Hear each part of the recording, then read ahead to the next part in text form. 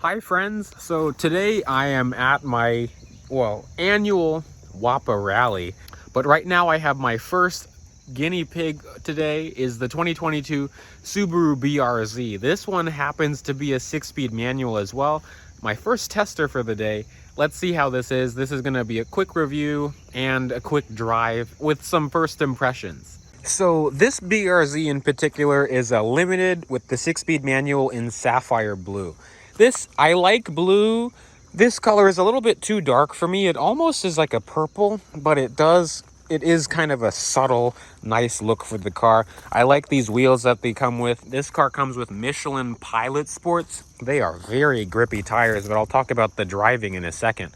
The rear of it, I am used to the the outgoing 86 models. The rear of it in person looks pretty nice. I've liked how this car looked anyway. Since we're already back here, it's a nice, sharp, tight little deck lid. A small trunk, which, is expected, but it's not terrible. It's okay. Then you don't have a spare tire, you just have a can of Fix-A-Flat and an air pump.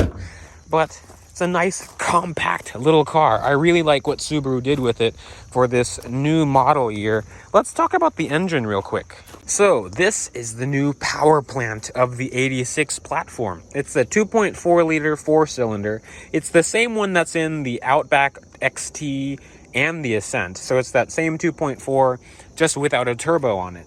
This one makes 228 horsepower and 184 pound-feet of torque. Going to the rear wheels, Subaru also did say that they increased or improved the torque curve. We'll see what they mean about that later, because I have plenty of experience with the FA20, the previous engine in this.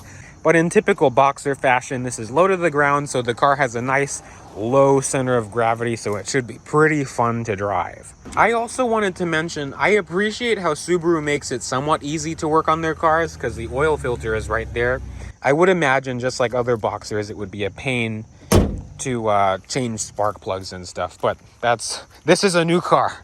Let me know what you guys think about the front of this. I kind of like this more than the 86. If I was supposed to get one of these, I think I'd choose the BRZ, but in a lighter shade of blue. The seats are fantastic, just like other, 86 models. In this limited, it's not power, but you have Alcantara in here with some, I don't know if this is real leather, but it's stitched, which they look nice. The door panel, you have more of that over here. Both windows are automatic. Now let's get in. It is a low car. Oh my goodness me. Let's start her up, since this is a manual. Let's listen to the engine. I don't want to rev it out too much, but this is the new interior. I like it. You have this nice compact steering wheel. I like this over the last gen steering wheel. Audio and phone controls over here. Voice control and the buttons to control the menus and the gauges over here. While we're already there, you use these buttons to control it. Mostly stuff on the left for information. You can look at your G-force, audio, vehicle settings, more settings, warnings, and general information. I like that they show battery voltage. So not a lot of cars do that. And this has been getting 24.2 miles per gallon. And since this is, a press day car, I would imagine this car has not been driven that lightly, which is nice. But looking over here, since this is the limited, you have this larger display, which looks nice. I like that. So on camera, it's kind of annoying because, there's glare. But in person, it's not as bad, and I like this more because it won't blind you in the face. I love that Subaru is retaining hard touch buttons on the side, but responsiveness on the screen isn't that bad. Of course, you do have Apple CarPlay and Android Auto, but, it's pretty basic. I love it like this because this is a driver's car, and I love that you have a volume knob and tuning knob. Dual zone climate control on this limited over here. That's another thing. I love that they kept knobs. You don't have much to fuss around with. No, touch sensitive buttons. You just, what is going on. More buttons over here. Not a lot. And of course, over here is the 6-speed manual. I'll talk about that later. So far, it's been pretty good. You have a regular handbrake. You have traction control and track mode. Heated seats are over here. This is kind of dated. The interior, I mean, if you're nitpicky, it is a little bit dated, and it is a new car just because it's been using Subaru's stuff that they've been using. But that's okay to me. Glove box, it's damped, reasonably sized. This is how the center console works. It doubles as an armrest. You have 2 USB ports and an aux jack. The rear seats clearly, I'm not going to try to sit in there because there's no space anyway. You have to have no legs. Headroom is good. Space in here, this is a small car, but I'm still pretty comfortable. I think now it's time to drive it. Okay, so unfortunately, I don't have, well, my GoPro doesn't want to work. So you just have this one view, and these are going to be still fresh impressions. I'm just going to be on this little back road. Oh, it shows braking force. I'm going to be with air off. The clutch is very light. And if you guys remember from my last rally that I was at, I was pretty bad at driving stick. I'm not that bad anymore.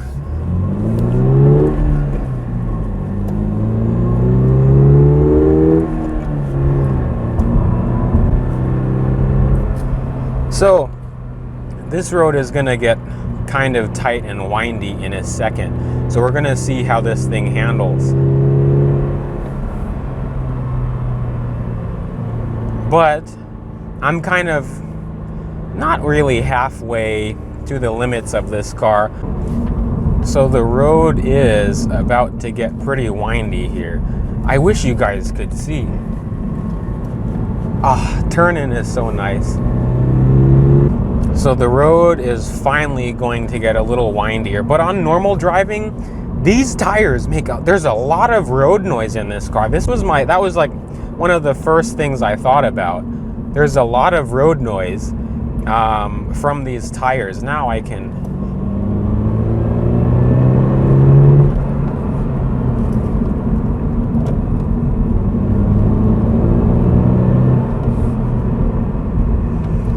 There is a little bit more torque, but I hope that you can hear me over all this road noise. It's crazy. I would not want to drive this, you know, long distance with summer tires on, but these are performance tires, and the road itself, it just depends on the condition.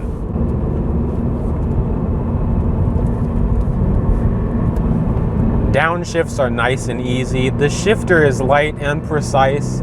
The clutch pedal is light. It's pretty normal. Oh, you can definitely feel it at the high end, that horsepower. The indicators are kind of weird. It doesn't...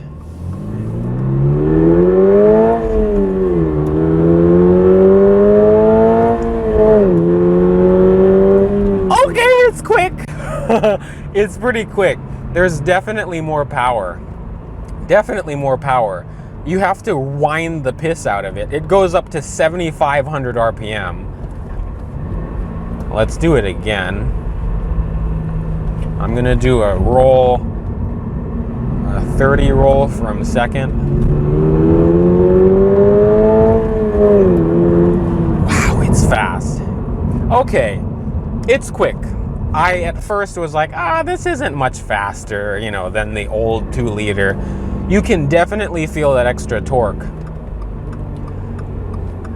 The turn signals are just like the Lexus IS and GS. Wow, it turns pretty tight too. Oh.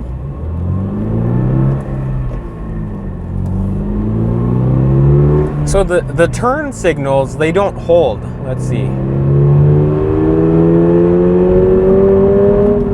Yes, there's a lot of power at the top end. This is one of those cars that you have to wind out, which I like. It just was something that I had to get used to.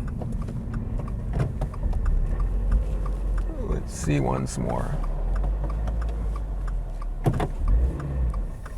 Oop, I stalled it. It has hill hold.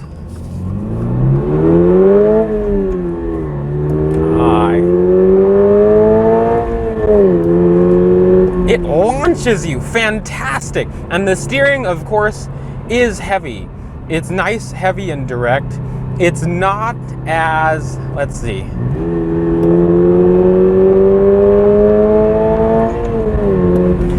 So the steering is nice, heavy, and direct. I'm gonna go in 6 now. But it is a little bit lighter than the last generation. The last gen felt like a go-kart. This is, you know, I don't know, it's still fantastic. It still is very good.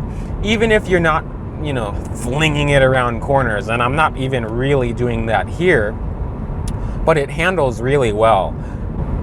I kind of want to do a bit of another straight acceleration. Let's try.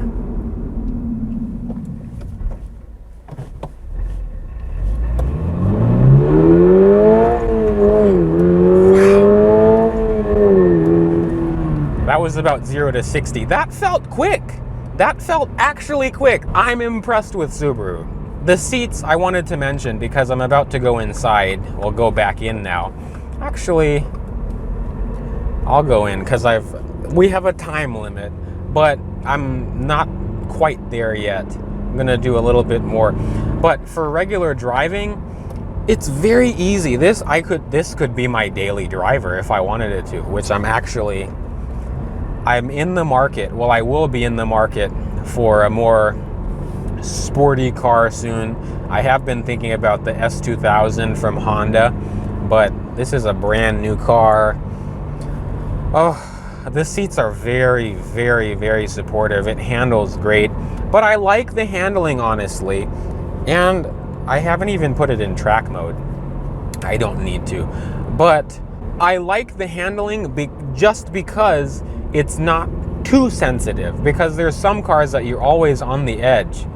The ride of these has always been pretty good with stock suspension. Of course, if you put coilovers or lowering springs, it will make it ride stiffer. I really like how this drives right now. If I got one of these, all I'd really do is probably put a, you know, intake and exhaust. That's really it. But Subaru. It's a smoother engine. The torque curve is smoother, but I can definitely see how Subaru improved that torque curve. On the road, it feels quick. On a track, I don't know. But not everyone goes on a track. I don't go on a track that often.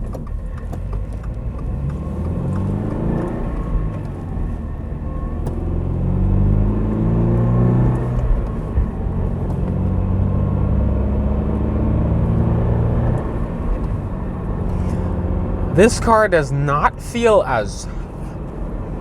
No, it does. I was about to say I don't think it feels as playful as the last model.